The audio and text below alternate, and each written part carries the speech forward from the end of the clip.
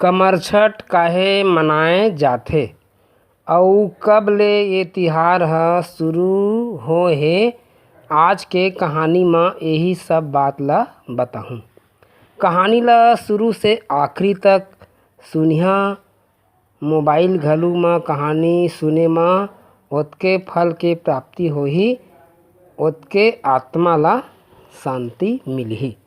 हमर छत्तीसगढ़ म कमरछठ ला धूमधाम से मनाए जाथे। ए तिहार म बहुत नेंग नियम हे। पहली तुमन ला सुनात हव कमरछठ के किस्सा। ए कहानी म माता देवकी के कथा जुड़े हे। देवकी के 6 पुत्र ला कंस हर मार डारे रहे। अब ओहर 7वीं बार गर्भवती रहिस त देवकी रोए लागिस के एहू ला कंस हर मार डारही, मैं का करव। ओती ले आत रहे नारद मुनि। नारायण नारायण, का बात है माता। देवकी कथे ऐसे ऐसे बात है मुनिवर। नारद कथे माता तैहर चिंता झन कर। तो कथे कैसे। तो नारद जी बोलिस तैहर हल षष्ठी देवी के व्रत ला कर, ओह तोर बालक के रक्षा करही। त देवकी ह सब ले पहली कमरछठ व्रत ला रखे रहिस अउ ओही दिन ले कमरछठ व्रत ह शुरू होए हे। व्रत के कारण आने वाला संतान के रक्षा होइस अउ एही दिन बलराम के जन्म होए रहिस अउ एही दिन पार्वती के बेटा कार्तिकेय के भी जन्म होए रहिस। कार्तिकेय के एक नाम कुमार भी हवय अउ ओकर जन्म होइस। फिर बाद में जब कुमार के शादी होइस तो ओकर पत्नी के नाम है षष्ठी। कुमार अउ षष्ठी के नाम से एला कमरछठ कहे जाथे।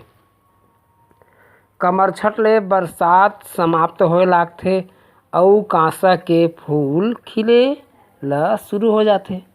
तालाब में पानी भर जाथे अउ पानी भरे के खुशी में सब तालाब के पूजा करथे। काहे के यही पानी ले साल भर निस्तारी करना है, गुजर करना है।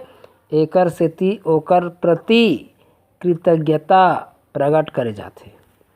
अब तालाब के कोई पूजा तो करे नहीं त अंगना में तालाब के प्रतीक सगरी बना के ओमा पानी भर के ओकर पूजा करे जाथे।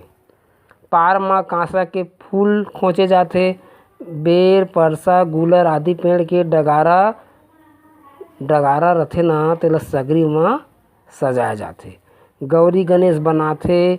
हल षष्ठी के मूर्ति बना के पूजा करे जाथे। हल षष्ठी माता के कथा कहे जाथे। सब उपासीन मन कथा ला ध्यान से सुनथे। कथा के बाद नरियर केरा के प्रसाद बटाथे। उपासीन मन लइका ला पोतनी मारथे।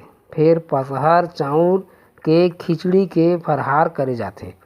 मउहा के डंठल में एक खिचड़ी ला खोए जाथे। उपासीन मन मउहा के दतवन घिसथे अउ मउहा पान के पतरी में खिचड़ी के फरहार करथे अउ साग बनथे मुनगा भाजी के। ए दिन भैंस के दूध के उपयोग करे जाथे। एकरो बारे में एक ठी कहानी है। एक रउताइन ह दूध बेचे जाए रथे। ओहर गाय के दूध ला भैंस के दूध हे कहिके बेच देथे त ओकर लइका ह मर जाथे। फिर रउताइन ह अब्बड़ रोथे त भगवान प्रकट हो जाथे। भगवान कथे तै झूठ बोल के सामान ला बेचे हस तेकर परिणाम ऐसने होए हे।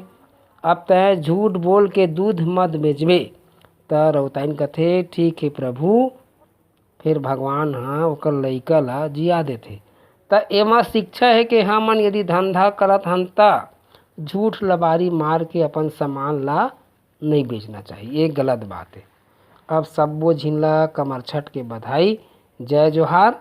जय छत्तीसगढ़।